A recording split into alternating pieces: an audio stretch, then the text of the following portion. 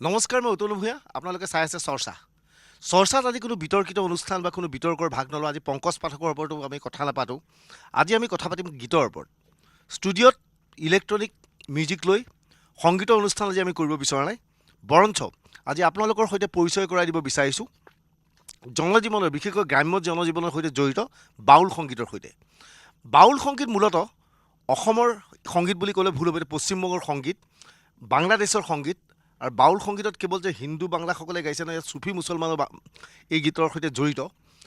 এই সমগ্ৰ গীতৰ অনুষ্ঠানৰ বাবে আজি ষ্টুডিঅ'লৈ আমি আমন্ত্ৰণ জনাই আনিছোঁ গ্ৰাম্য জীৱনত, গ্ৰাম্যাঞ্চলৰ বাউল গীত পৰিৱেশন কৰা কেইবাজনো ব্যক্তি।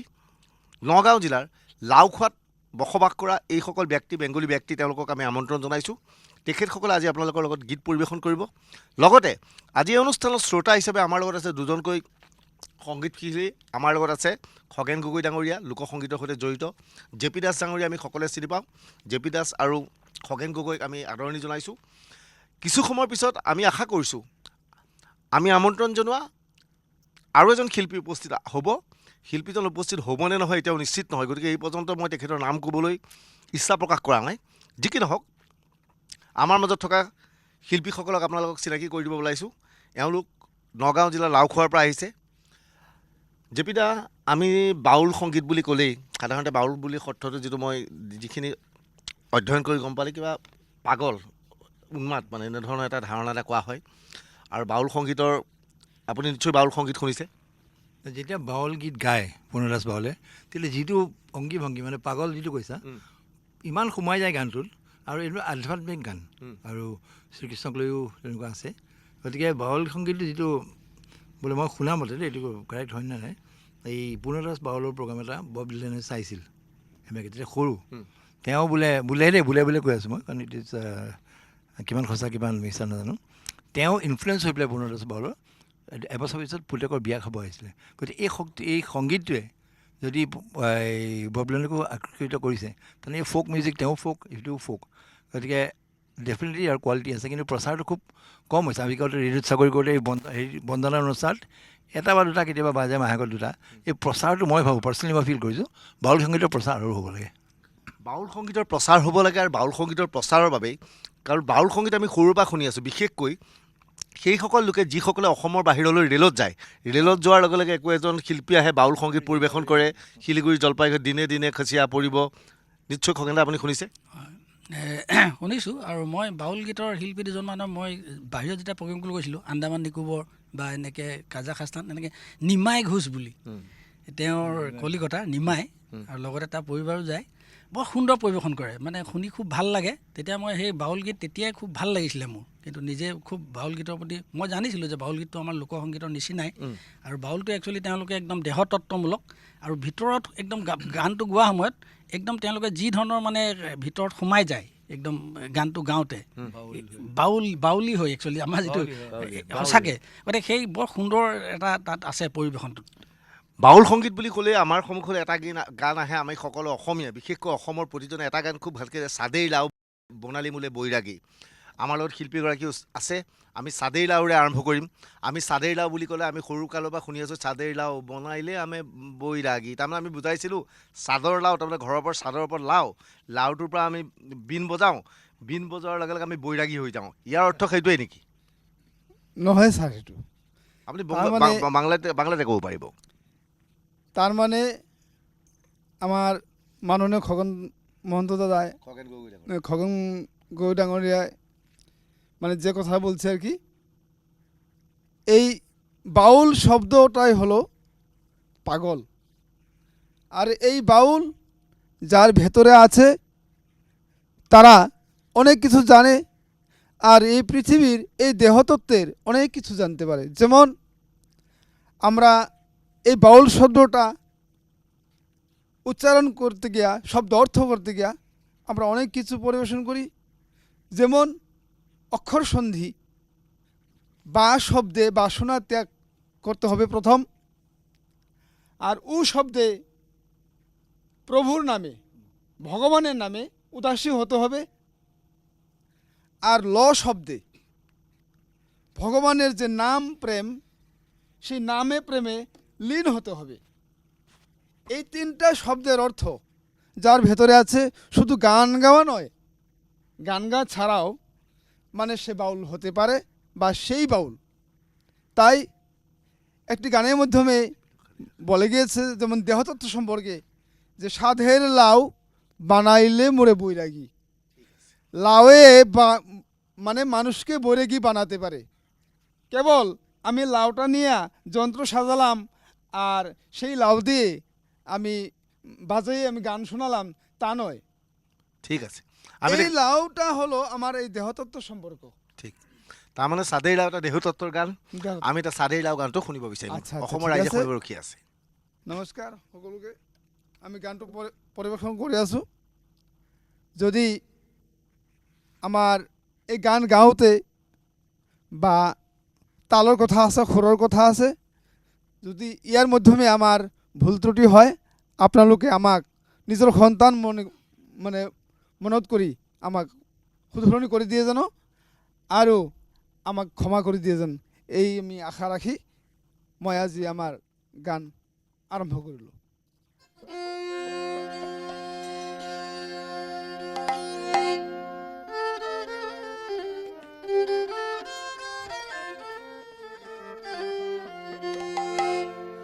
সাধের লাউ বানাইলে মুরে বৈরাগী,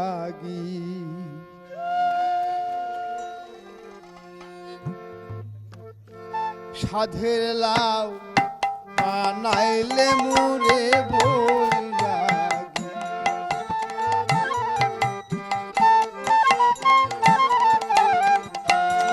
লাউয়ের আগা খাইলাম ডুগা গো খাইলাম, আগা খাইলাম ডুগা গো খাইলাম, লাউ দিয়া বানাইলাম ডুবু ডুবি, আরে লাউ দিয়া বানাইলাম ডুবু ডুবি, সাধের লাউ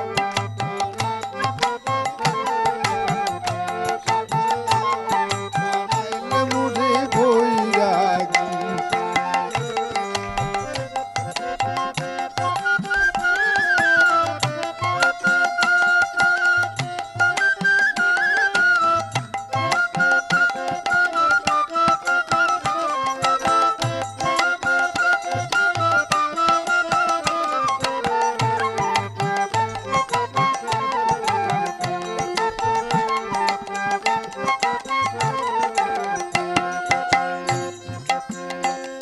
আমি গয়া গেলাম, কাশি গো গেলাম, গয়া গেলাম গো, আমি গয়া গেলাম, কাশি গো গেলাম, সঙ্গে নাই মোর বৈষ্ণবী, আরে সঙ্গে নাই মোর বৈষ্ণবী, সাধের লাউ বানাইল মুরে বৈরাগী, সাধের লাউ বানাইল মুরে বৈরাগী।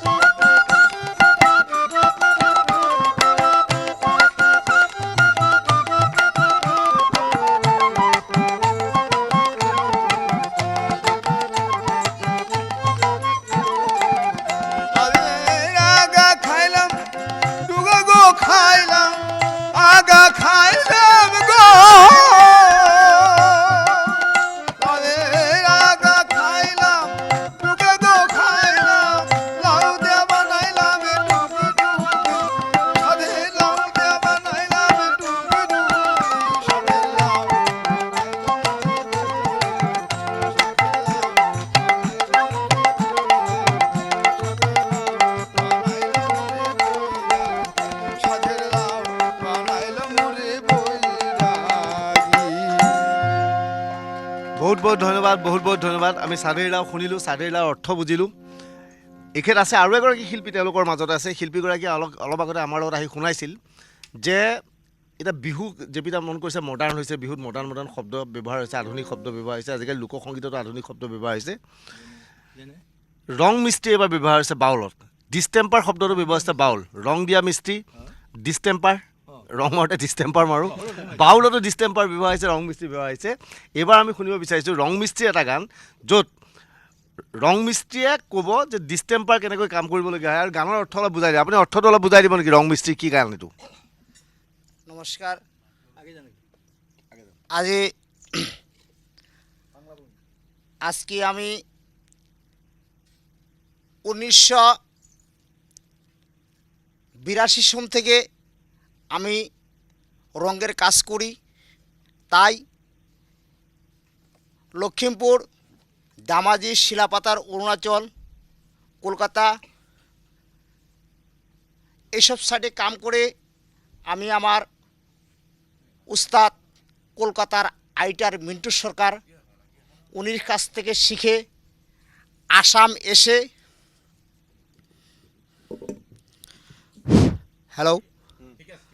আসাম এসে যখন আমি কাজ করতে শুরু করলাম, তখন এক এক করে আমার কাছে আসামের লোক এসে আমার কাছ থেকে রঙের কাম শিখে ওনারা এখন গ্রামে গঞ্জরে, টাউনে, বাজারে সকল জায়গায় কাজ করছে। এখন কিন্তু আমার কপালে কাজ মিলে নাই। তার জন্য আমি আমার মনের দুঃখে, মনের আবেগ সহ্য করতে না পেরে আমি আমার একখানা গান তৈরি করে আমি দেশ বিদেশ ঘুরে বেড়ে চলছি। এখন কিন্তু কাজ সেই রঙের কাজ আমি করতে পারছি না। এখন কি করি, দেশ বিদেশ বাউল গান করে ঘুরে বেড়াই। তাই মনের দুঃখে এই রঙের মিস্ত্রি গানটা আমি তৈরি করেছি। এখন সাধুগুরু বৈষ্ণবের যদি কৃপা হয় তবে আমি সেই গানটা গাবো বলে আশা করলাম। খুবই ভালো, বঢ়িয়া। হই আমি রঙের মিস্ত্রি, আমি রঙের কাম করি, দেশ বিদেশ ঘুরি, আমি ডিস্টেম্পার মাহারি, আমি রঙের মিস্ত্রি, আমি রঙের মিস্ত্রি, আমি রঙের কাম করি, দেশ বিদেশ ঘুরি, আমি ডিস্টেম্পার মাহারি, আমি রঙের মিস্ত্রি।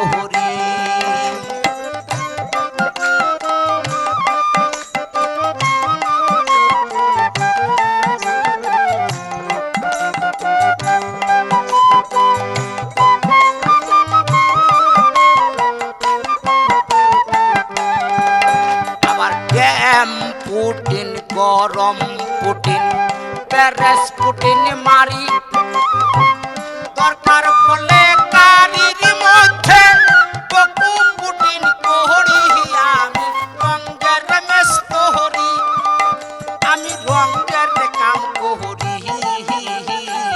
দেশ বিদেশ ঘুরি, আমি ডিস্টেম্পার মাহারি, আমি রঙের মিস্ত্রি।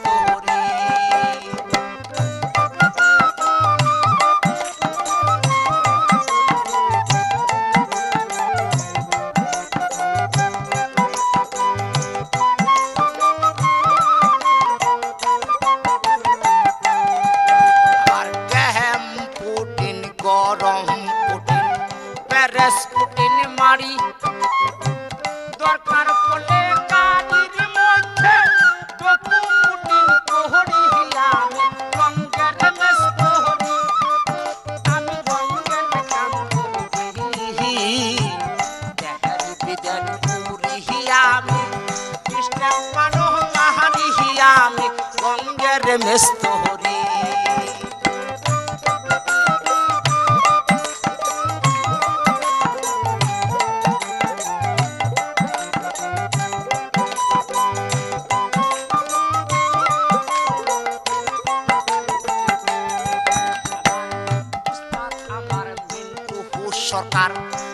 কলকাতাতে বাড়ি লক্ষ্মীপুরে গিয়ে আমি তাহার শরণ ধরি আমি রঙ্গের মেস্ত হরি উস্তাদ আমার মিন্টু সরকার কলকাতাতে বাড়ি লক্ষ্মীপুরে গিয়ে আমি তাহার শরণ ধরি আমি রঙ্গের মেস্ত হরি আমি রঙ্গের কাম করি দেহের বিদের করি আমি ডিস্টেম্পার মাহারি আমি রঙ্গের মেস্ত হরি আমি রঙ্গের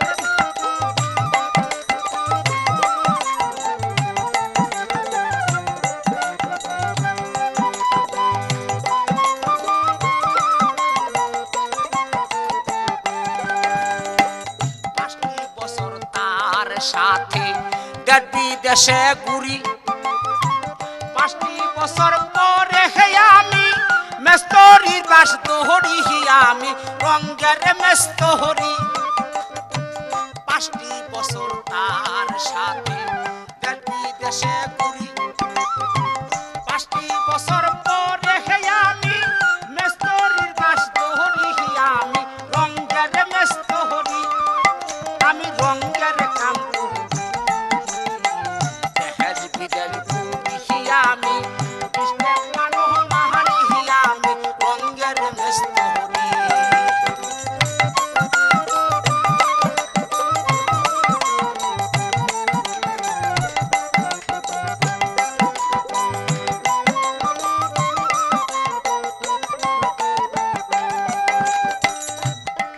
আমি রঙ্গের মেস্ত হরি আমি রঙ্গের কাম করি দেহের বিদের করি আমি ডিস্টেম্পার মাহারি আমি রঙ্গের মেস্ত হরি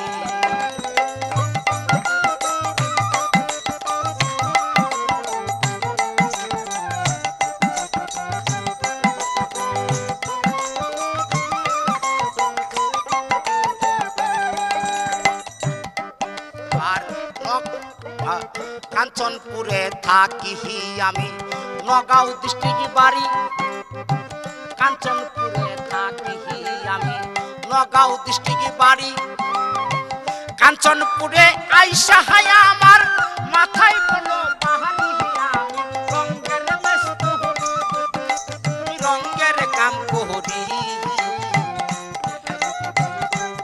আমি ডিস্টেম্পার মাহারি আমি রঙ্গের মেস্ত হরি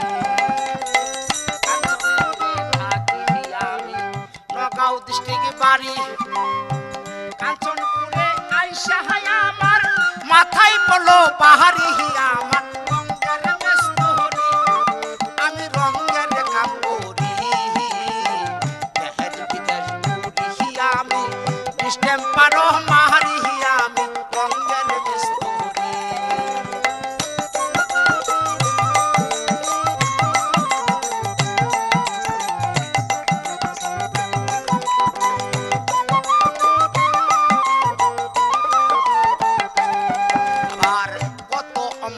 মানুষ করলাম কাঞ্চনপুরে আইসা এখন আমি দেখতে পারি লাফা বাজার বৈশা হায়া আমি রঙ্গের মেস্ত হরি আবার কত মানুষ করলাম কাঞ্চনপুরে আইসা এখন আমি দেখতে পারি লাফা বাজার বৈশা হায়া আমি রঙ্গের মেস্ত হরি আমি রঙ্গের কাম আমি ডিস্টেম্পার মাহারি আমি রঙ্গের মেস্ত আমি রঙ্গের মেস্ত হরি আমি রঙ্গের কাম করি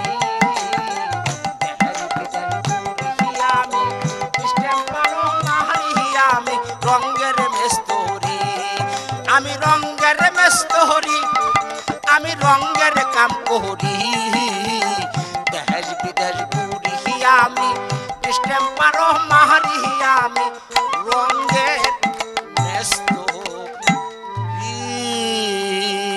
বঢ়িয়া, অতি সুন্দৰ গান, অতি সুন্দৰ বাউল সংগীত দেখিলোঁ শুনিলোঁ। ৰংগৰ মিস্ত্ৰী ডিষ্টেম্পাৰ তাও সেইবিলাক শব্দ এতিয়া বাউলত ব্যৱহৃত হ'ব পাৰে।